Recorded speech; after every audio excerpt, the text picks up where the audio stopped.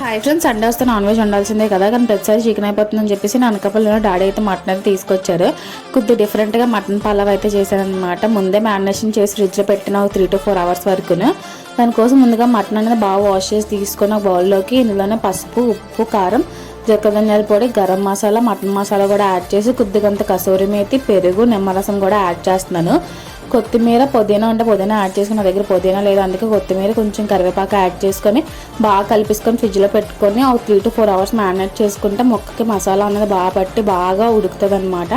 Stove మీద pan పెట్టుకొని oil, కొంచెం నెయ్యి యాడ్ చేసుకొని బిర్యానీ మసాలా స్పైసెస్ ఉంటాయి కదా అవన్నీ యాడ్ చేసుకొని మంచి ఫ్లేవర్ దిగేదాకా ఫ్రై చేసుకోవాలి. అవి ఫ్రై అయిపోయిన తర్వాత ఆనియన్స్, పచ్చిమిర్చి కూడా యాడ్ చేసుకొని మంచి గోల్డెన్ కలర్ వచ్చేదాకా ఫ్రై చేసుకొని ఇందులో టమాటా, కొత్తిమీర కూడా యాడ్ చేస్తున్నాను. కొంచెంసేపు ఫ్రై అయిన తర్వాత అల్లం వెల్లుల్లి పేస్ట్ కూడా యాడ్ చేసుకొని పచ్చివాసన పోయేదాకా ఫ్రై చేసుకొని ముందుగా మ్యారినేట్ చేసుకున్నాం కదా మటన్ అనేది కూడా యాడ్ చేసుకొని బాగా కలిపేసుకోవాలి. మూత పెట్టి మటన్ అనేది మగ్గబెట్టుకోవాలి అనమాట. మటన్ ఉడకడానికి కొంచెం ఎక్కువ టైం తీసుకుంటుంది కాబట్టి మూత పెట్టుకొని మటన్ 70 to 80% ఉడికిదాకా ఉడికించుకోవాలి. అలా ఉడికిపోయిన తర్వాత గ్లాస్కి 2 glasses చొప్పున వాటర్ అయితే యాడ్ చేసి సాల్ట్ అనేది అడ్జస్ట్ చేసుకుంటున్నాను. వాటర్ బాగా బాయిల్ అయ్యి ఉడుకుతుంది అన్నప్పుడు రైస్ అనేది ముందు కడిగి నానబెట్టుకుని రైస్ యాడ్ చేసుకొని కొత్త ఆడుతుంది అన్నప్పుడు సిమ్లో పెట్టుకొని 15 to 20 minutes కుక్ చేసుకుంటే సింపుల్గా మటన్ పలావ్ అనేది రెడీ అయిపోతుంది. ఇది చేయడమే పెద్ద గగనం అంటే మీ మిడిల్ క్లాస్ అబ్బాయికి కచంబర్ కూడా చేయాలంటే ఇంకా అది కూడా చేసాను. నైట్ అయితే బాగా ఎంజాయ్ చేసాము.